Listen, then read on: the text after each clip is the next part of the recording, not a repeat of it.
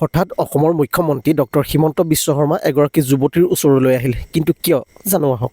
সকলোৱে তেওঁক মৰমত মামা বুলিয়ে মাতে, মামা আহিছে, মামাৰ লগত একবি ফটো তুলিম, তেনেকৈ চব উৎসাহেৰে যোৱা হয়। আৰু সেইজন ব্যক্তি নিজে যেতিয়া মোৰ ওচৰলৈ আহিছে, এইগৰাকী সেইগৰাকী যুৱতী যিগৰাকীৰ ওচৰলৈ আমাৰ অসমৰ জনপ্ৰিয় মুখ্যমন্ত্ৰী হিমন্ত বিশ্ব শৰ্মা তেওঁক লগ কৰিবলৈ আহিছিলে। কিয় লগ কৰিবলৈ আহিছিলে ভিডিঅ'টোত আপোনালোকে শেষলৈকে চাব। ঘুগুনি, পকৰি, আলু চপ, ডিম বইল, চাওমিন, সেইবোৰ বস্তু পোৱা যায়। দিনৰ ভাগত চাহ, বিস্কুট, কেতিয়াবা ৰুটি হয়। নমস্কাৰ বন্ধুসকল, মই বৰ্তমান আছোঁ জখলাবন্ধা নামে এডোখৰ ঠাইত। সকলোৱে হয়তো চিনি পায় জখলাবন্ধা বুলি ক'লে। জখলাবন্ধা হ'ল আপুনি 24x7 আৱাৰ্ছ এলাৰ্ট থাকে, খোলা থাকে সকলো দোকান, সকলোৱে জানে, নাইট ছাৰ্ভিচবিলাকে সকলোৱে জানে। আৰু মই আছোঁ বৰ্তমান জখলাবন্ধাৰ একদম আৰম্ভণিতে আছোঁ। এইফালে হ'ল আপুনি যদি কলিয়াবৰ তিনিআলিৰ পৰা আহে তেন্তে প্ৰায় 7 কিলোমিটাৰমান আহিলে এইডোখৰ জেগা পাব। আৰু এইডোখৰ পৰা জখলাবন্ধা চেণ্টাৰখন আৰম্ভ। আৰু মই বিশেষ এগৰাকী যুৱতীৰ ওচৰত আছোঁ বৰ্তমান। যুৱতীগৰাকীৰ এটি মানে কথাই মোক সাংঘাতিক ধৰণৰ এটা প্ৰভাৱ পেলালে, খুব ভাল লাগিলে। গতিকে মই সেই তেতিয়াৰ পৰা ভাবি আছিলোঁ যে তেওঁৰ লগত মই এটি ভিডিঅ' প্ৰস্তুত কৰিম। আৰু এই দোকানখনলৈ আমাৰ অসমৰ মুখ্যমন্ত্ৰী, জনপ্ৰিয় মুখ্যমন্ত্ৰী ডক্টৰ হিমন্ত বিশ্ব শৰ্মা আহিছিলে তেওঁৰ খবৰ ল'বলৈ। কিন্তু কিয় খবৰ ল'বলৈ আহিছিলে, কাৰণটো কি, সেই সবিশেষ মই এই যুৱতীগৰাকীৰ পৰা মই জানিবলৈ চেষ্টা কৰিম। তেওঁ এটা বিশেষ কাম কৰি থৈছে, সেই কামটোনো কি মই তেওঁৰ পৰা জানিবলৈ চেষ্টা কৰিম। তোমাক স্বাগতম জনাইছোঁ মোৰ চেনেললৈ। নমস্কাৰ, মোৰ নাম শ্ৰী হেমপ্ৰভা বিশ্বাস। মই কলিয়াবৰ মহাবিদ্যালয়ৰ অসমীয়া বিভাগৰ ষষ্ঠ ষাণ্মাসিকৰ ছাত্ৰী। মোৰ ঘৰ হাটবৰতে হয় আৰু এইখন দোকানখন মোৰ। হয়, দোকানখন তোমাৰ। আৰু তোমাৰ ওচৰলৈ মই সেইটো কাৰণে খুব ভাল লাগিলে যে CM আহিছিলে, অসমৰ জনপ্ৰিয় মুখ্যমন্ত্ৰী ডক্টৰ হিমন্ত বিশ্ব শৰ্মা তোমাৰ দোকানলৈ আহিছিলে। দোকানলৈ অহাৰ উদ্দেশ্যটো কি আছিলে, কি কাৰণে আহিছিলে, কাৰণটো কি আছিলে তোমাৰ? 2023 চনত যিটো আমাৰ ৱৰ্ল্ড ৰেকৰ্ড হৈছিলে, বিহু ৱৰ্ল্ড ৰেকৰ্ডত মই অংশগ্ৰহণ কৰিছিলোঁ। আৰু সেই অংশগ্ৰহণ কৰোঁতে আমাক যিটো মাননি দিছিলে, সেই মাননিটোৰ দ্বাৰা মই বেলেগ কামত একো খৰচ নকৰি দোকানখন খুলিলোঁ। সেই দোকানখন খোলাৰ কাৰণে আমাৰ মুখ্যমন্ত্ৰী ডাঙৰীয়া আমাৰ মোৰ ওচৰলৈ আহিছিলে।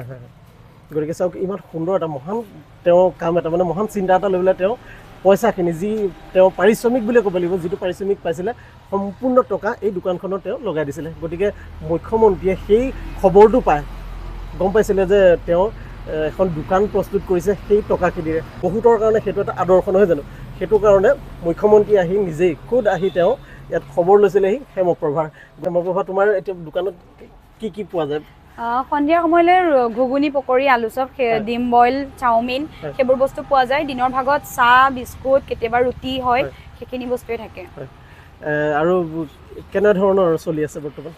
চলি আছে বাৰু যেনে তেনে। আমাৰ ব্যৱসায়ৰ কথা সকলোৱে জানে, কেতিয়াবা ভাল হয়, কেতিয়াবা বেয়া হয়। আৰু হয়, মই দোকানখনততো বাৰু তেনেকৈ থাকিবই নোৱাৰোঁ। মোৰ মায়ে দোকানখন চলায়, প্ৰথম দিনৰ পৰাই মোৰ মায়ে দোকানখন চলাই আছে, যিহেতুকে মই পঢ়ি আছোঁ আৰু কম্পিউটাৰ স্কুল এখনতো মই কৰি আছোঁ। সেইটো কাৰণে মই দোকানখনত তেনেকৈ থাকিব নোৱাৰোঁ। আৰু যিদিনা তোমাৰ CM আহিছিলে ইয়ালৈ, অসমৰ মুখ্যমন্ত্ৰী আহিছিলে, কি বাৰ্তা দি থৈ গৈছিলে তোমাক, কি কৈ থৈ গৈছিলে? কৈ থৈ গৈছিলে বিহুটো এৰিব মানা কৰিলে, দোকানখনো লগতে বিহুৰ লগতে পঢ়া শুনাখিনি একেলগে চলাই যাবলৈ ক'লে, সেইখিনিয়ে ক'লে। অহাৰ কাৰণে তোমাৰ অনুভৱ কেনেকুৱা? ভাল লাগিছিল, কাৰণ এজন আমি লগ পাবলৈ তেখেতক বহুত বাচ্ছা দেখোঁ। বহুত মানুহে যেতিয়া মিটিঙত তেওঁ আহে, তেতিয়া আমি বহুতে কওঁ যে আমাৰ মামা আহিছে, মামা আহিছে। যেতিয়া সকলোৱে তেওঁক মৰমত মামা বুলিয়ে মাতে, মামা আহিছে, মামাৰ লগত একবি ফটো তুলিম, তেনেকৈ চব উৎসাহেৰে যোৱা হয়। আৰু সেইজন ব্যক্তি নিজে যেতিয়া মোৰ ওচৰলৈ আহিছে, মোৰ বহুত বেছি ভাল লাগিছিল। আৰু সেই সময়ত মোৰ সেইদিনা পৰীক্ষাও আছিলে। মই 4th চেমৰ এক্সাম দি আছিলোঁ, ফাইনেল এক্সাম। মই এক্সাম দিয়ে বাহিৰে মই ইয়ালৈ আহিছোঁ যে দোকানলৈ তেখেত আহিব। বহুত ভাল লাগি আছিলে সেইদিন। তোমাৰ নেক্সট মানে পৰিকল্পনা কিবা আছেনে? দোকানখন বহাম বুলি ভাবি থৈছিলোঁ, কিন্তু এতিয়া কি হয় চাওঁ সময়লৈ।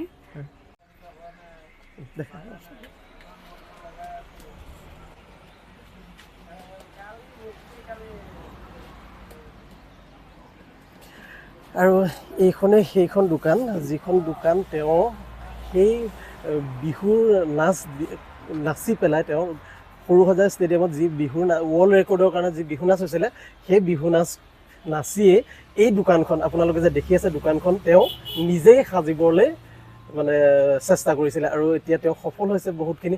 গতিকে এনেকুৱা কিছুমান কামে বহুতো লোকক উৎসাহিত কৰে, সেইবাবে মই ভিডিঅ'টো প্ৰস্তুত কৰিবলৈ বিচাৰিলোঁ। আৰু মই হেমপ্ৰভাক ইমানেই ক'ম যে তুমি এনেধৰণৰ কামবিলাক কৰি গৈ থাকে আৰু আগুৱাই যোৱা, সফল হোৱা, তাকে কামনা কৰিলোঁ হেমপ্ৰভা। আৰু শেষত তুমি কিবা ক'বা নেকি? এনেকৈ সকলোবোৰ মানুহ ওলাই আহক যিহেতুকে ধৰক আমাৰ নিচিনা ছোৱালীবোৰে প্ৰায় লাজ কৰে কাম কৰিবলৈ যে এখন হোটেলত মই নিজে কাম কৰিম বা নিজে বাচন ল'ম বহুতে লাজ কৰে আৰু বহুত এনেকুৱা ছোৱালী আছেও যিহেতুকে নিজে কিছুমান কাম কৰি নিজে পঢ়ি কৰি আছে আৰু যিখিনি লাজ কৰে সেইখিনিক কৈছোঁ তেওঁলোক ওলাই আহক কাম কৰক কামত একো লাজ নাই নিজৰ উপাৰ্জন নিজে কৰক অসমৰ মুখ্যমন্ত্ৰী হিমন্ত বিশ্ব শৰ্মাক লগ কৰাৰ মুহূৰ্তৰ ফটোৱে আছে এইফালে আৰু হেমপ্ৰভাক লগ কৰিলোঁ খুব ভাল লাগিলে তেওঁক লগ কৰি একদম সহজ সৰল এগৰাকী ছোৱালী আৰু মই ভিডিঅ'টো প্ৰস্তুত কৰাৰ এটাই উদ্দেশ্য যে পইচাৰ অপব্যৱহাৰ নকৰি সেই পইচাৰে যাতে বহুতো ভাল কাম কৰিব পাৰি তাৰ এক উদাহৰণ হিচাপে হেমপ্ৰভাই এই দোকানখন কৰি দেখুৱালে আৰু তেওঁ বৰ্তমান সময়ত সফল হৈছে দোকানখন দি গতিকে সকলোৱে আদৰ্শ হৈ ৰওক হেমপ্ৰভা আৰু এনেধৰণৰ কাম কৰি যাওক তেওঁৰ দৰে আৰু বহুতো আগুৱাই আহক সেইটো কাৰণে মই ভিডিঅ'টো প্ৰস্তুত কৰিবলৈ চেষ্টা কৰিলোঁ